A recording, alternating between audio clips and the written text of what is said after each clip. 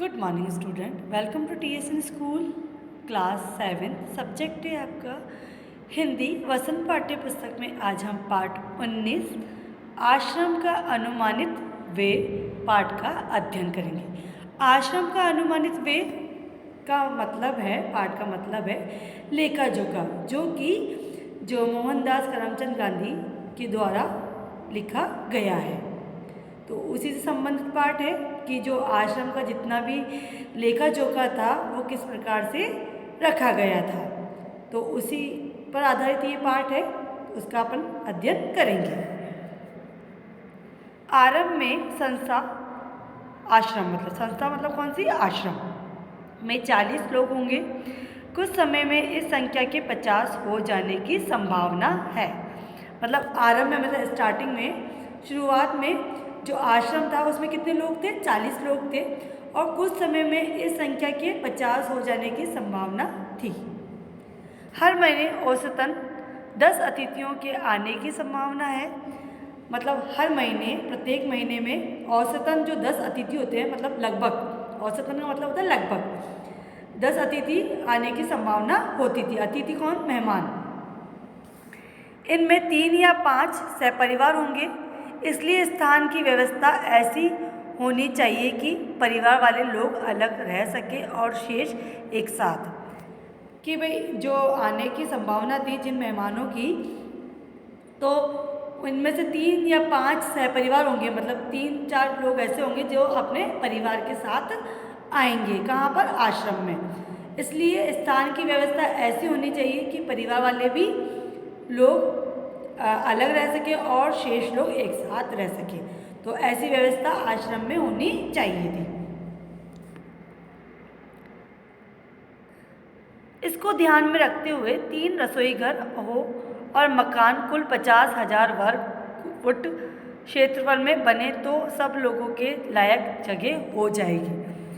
मतलब इस तरह से कि भाई आने वाला सहपरिवार वाला, ऐसी व्यवस्था होनी चाहिए मकान की कि वहाँ पर भाई 3 तो रसोई घर होने चाहिए, और मकान कितने वर्ग फुट क्षेत्रफल में होना चाहिए? 50,000 वर्ग फुट क्षेत्रफल में बना होना चाहिए, ताकि लोग वहाँ पर आराम से रह सकें।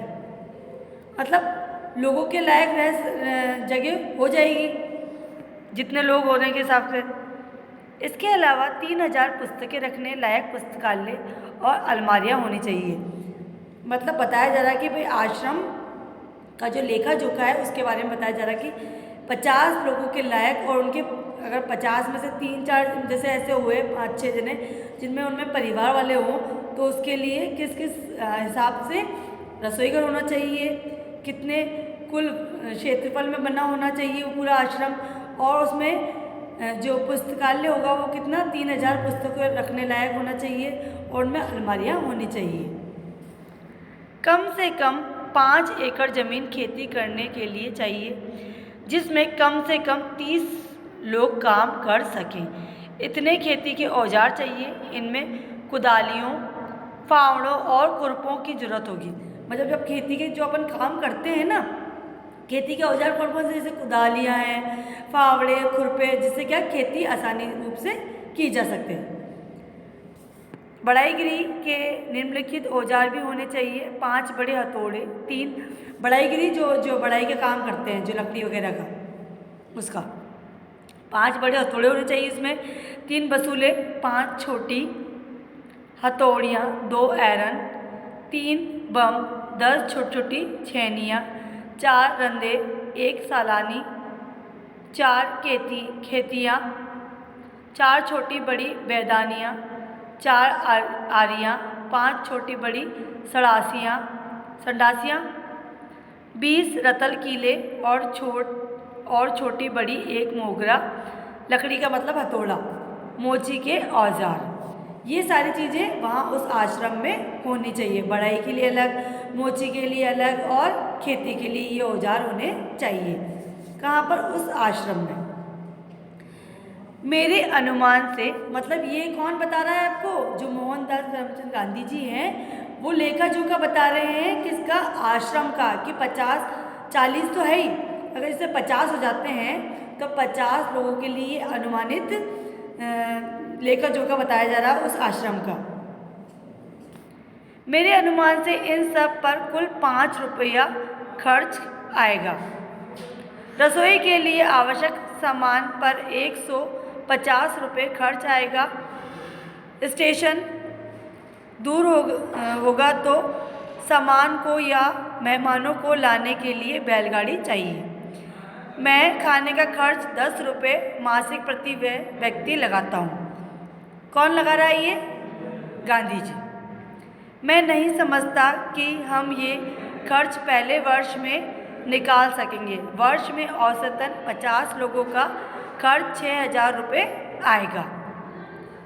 मुझे मालूम हुआ है कि प्रमुख लोगों की इच्छा यह है कि अहमदाबाद में यह प्रयोग 1 वर्ष तक किया जाए। यदि ऐसा हो तो अहमदाबाद को ऊपर बताया गया सब खर्च उठाना चाहिए। मेरी मांग तो यह भी है कि अहमदाबाद मुझे पूरी ज़मीन और मकान सभी दे दे, बाकी खर्च मैं कहीं और से या दूसरी तरह जुटा लूँगा। ये सब क्या कौन बातें कह रहा है? ये कौन बातें बता रहा है आपको? सारे मतलब जो लेखा जोखा रख रहा है जिसके बारे में, जिसे गांधी जी, वो इस बात पर चर्चा कर रहे हैं। अब चूंकि विचार बदल गया, इसलिए ऐसा लगता है कि 1 वर्ष का या इसमें कुछ कम दिनों का खर्च अहमदाबाद को उठाना चाहिए। यदि अहमदाबाद 1 वर्ष के खर्च का बोझ उठाने के लिए तैयार ना हो, और जो ये आपको बताया जा रहा है ये कहाँ पर आश्रम बनने की तैयारी पे है? अहमदाबाद में। तो वहाँ से ही वो बता रहे, क्योंकि जो अहमदाबाद 1 वर्ष के खर्च का बोझ उठाने के लिए तैयार ना हो तो ऊपर बताए गए खाने के खर्च का इंतज़ाम मैं कर सकता हूँ। क्योंकि मैंने खर्च का ये अनुमान जल्दी में तैयार किया है, इसलिए यह असंभव है कि कुछ मंदे मुझसे छूट गई है। मंदे मतलब कुछ ऐसी चीज़ें हैं जो मुझसे छूट गई हैं, जो इस अनुमान में वे नहीं किया पाया। इसके अतिरिक्त खाने के खर्च के सिवा मुझे स्थानीय स्थितियों की जानकारी नहीं है, इसलिए मेरे अनुमान में भूल भी हो सकती है। यदि अहमदाबाद सब खर्च उठाए तो विभिन्न मदों में खर्च इस तरह होगा: किराया, बंगला और खेत की ज़मीन, किताबों की अलमारियों का खर्च, बढ़ई के औजार, मोची के औजार, चौके का सामान, एक बैलगाड़ी या घोड़ा गाड़ी, 1 वर्ष के लिए खाने का खर्च 6,000 रुपया। मेरा ख्याल है कि हमें लोहार और राजमिस्त्री के औजारों की भी ज़रूरत होगी। दूसरे बहुत से औजार भी चाहिए, किंतु इस हिसाब से मैंने उनका खर्च और शिक्षण संबंधी सामान का खर्च शामिल नहीं किया है। शिक्षण के सामान में 5-6 देशी हथकरघों की आवश्यकता होगी। मोहनदास करमचंद गांधी। तो उन्होंने बताया है कि भाई किस तरह से आश्रम में, जो आश्रम का जो अनुमानित वे है, अनुमान के हिसाब से बताया है कि अहमदाबाद में भाई एक आश्रम बनाने के लिए इस प्रकार का लेखा जोखा होना चाहिए। तो मोहनदास जो है करमचंद गांधी, उन्होंने एक लेखा जोखा बताया है आश्रम के 50 लोगों का रहने का। तो यही है आश्रम का अनुमानित वे। धन्यवाद।